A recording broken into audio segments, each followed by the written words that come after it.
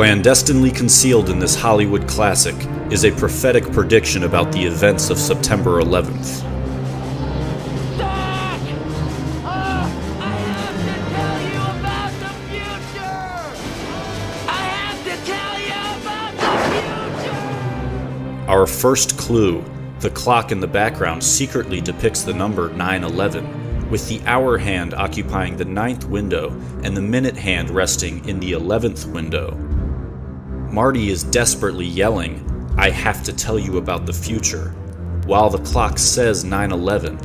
And what is Marty trying to warn Doc about? A terrorist attack. Dear Dr. Brown, on the night that I go back in time, you will be shot by terrorists. He is warning about this attack, which won't occur until decades in the future. Holy shit!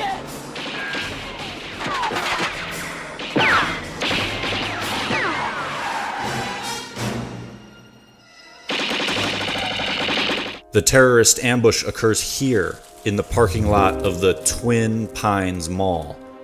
Of the multitude of names that this scene could have had, why is it called the Twin Pines Mall? It will soon become clear that this scene is supposed to represent September the 11th. Twin is a reference to the Twin Towers. And when we look closely, we can see that the clock at this scene also says 9/11.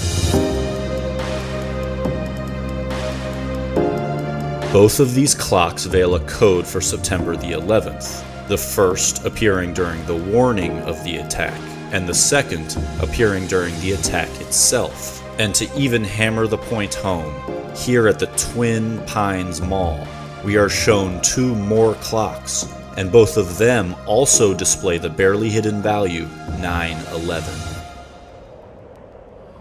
You will be shot by terrorists. So all of these 9/11s are on clocks, because 9/11 is more than just a number. It's a time, a specific time in history, a date. It appears on clock after clock, while Marty frantically warns about an impending event in history. These clocks are denoting the date of that event, while terrorists are attacking. And what about these terrorists? Because terrorists can come in many forms, look any different way, be from any part of the world. But these terrorists happen to share the same ethnic roots as the alleged 9/11 hijackers, and stage their ambush at the Twin Pines Mall. We can be certain that Twin is made to represent the Twin Towers, because after the terrorist attack occurs, the word twin is removed. Prior to the terrorist attack, there are twin monuments. After the terrorist attack, there is only one monument. There are no more twin towers, twin monuments, twin pines. They're gone. And a single monument takes their place. The single monument now at Ground Zero is the One World Trade Building. The twins are gone, and the lone, or one, now stands. It is incontrovertible that this film is riddled with 9/11 symbolism. But symbolism aside, what if there was a literal depiction of the Twin Towers that showed them collapsing? This in fact does occur in the movie. We will see it at Marty McFly's future house. I don't believe it. I live in Hilldale. This is great. Way to go. Marty, stay here. Change clothes. If I need you, I'll holler. Oh, come on, Doc. I want to check out my house.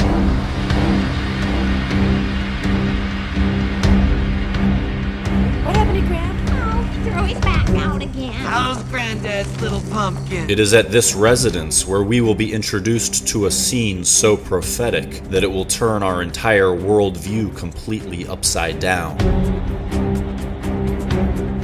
As are all other clues in this movie, the Twin Towers are discreetly hidden. You can only spot them by intently analyzing the background. I can't believe this window's still broken. Well, when the scene screen repairman... So it's official that in this movie littered with 9/11 symbolism, the Twin Towers themselves managed to make a secret appearance. And we know that the Twin Towers' presence is not an accident, because the rest of Manhattan Island also takes shape in this scene with the Statue of Liberty. Why is it here at all, and why is it hidden? Why would the director be compelled to hide a replica of Manhattan Island here in the McFly's living room? First, we should keep in mind that this movie surrounds a Middle Eastern terrorist attack with symbolic 9/11s, so the mere fact that the Twin Towers themselves also appear in this film is indescribably alarming. But it's not just their appearance that's alarming. If we alter our perspective by turning the scene upside down, we can illuminate what is being expressed. The towers are falling.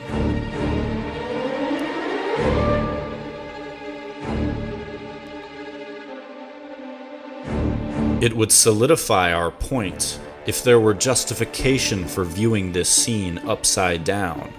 But can we think of any reason at all why we should be motivated to look at this scene from an inverted perspective, revealing the Twin Towers falling down? In the entire 3-part series of Back to the Future, there is only one cameo ever made by an upside-down human being, and it is in this scene. This is the only time an upside-down character will ever be viewed, and it's for a reason. We are being instructed to observe the event from his perspective. The secret architecture of this sequence of events is so carefully woven. Even the audio is spot on. Listen to what Lorraine McFly says just as she clicks the remote to trigger the Twin Towers collapse. I can't believe this window's still broken. Broken. How obvious does this have to become? The following sequence of events is centered around Marty attempting to issue a warning about terrorist attacks. First, he tries to tell Doc about the attack. Doc, about the future. Doc won't listen. Then, he tries to write Doc a letter. Dear Dr. Brown, you will be shot by terrorists. Doc tears it up. Refuse to accept the responsibility! He tries to voice it to him, In that case, I'll tell you straight out! but is interrupted. He tries to yell the warning from the top of his lungs, Doc! I have to tell you about the future! When it all fails, he continues hatching schemes to warn about the terrorist attack. Damn it, Doc, why did you have to tear up that letter? I could just go back early and warn him. The blatant, overwhelming theme here is that someone is screaming from the top of their lungs to watch out for this pending terrorist attack. I could just go back early and warn him. And finally, when Marty's last plan goes into action, he ignites an astounding pyrotechnic proclamation that unmistakably spells out the digits 911. Someone is screaming from the top of their lungs with all the creative capacity that they can muster to watch out for this future terrorist attack. On the street where we just saw 9/11 in blazing fire, the terrorists appear and go streaking by, on their way to the Twin Pines Mall, which is clad in more 9/11 warnings. 9/11, 9/11, 9/11, 9/11, 9/11, 9/11, 9/11. The film is crawling with 9/11s, but what is Back to the Future fundamentally about? It's about an individual who has foreknowledge of an amazingly unlikely event. Unfortunately, you never know when or where it's ever gonna strike. We do now.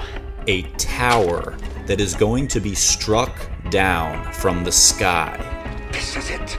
This is a suspiciously perfect metaphor for 9/11. But Marty has foreknowledge regarding two events. One is a Middle Eastern terrorist attack, and the other is a tower being destroyed. It doesn't take the greatest of artistic imaginations to superimpose his two warnings.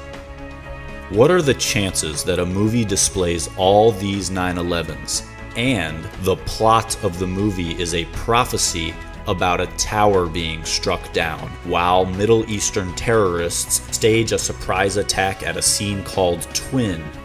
And what are the chances that in that same movie, the director constructs a secret recreation of Manhattan Island that shows the Twin Towers falling?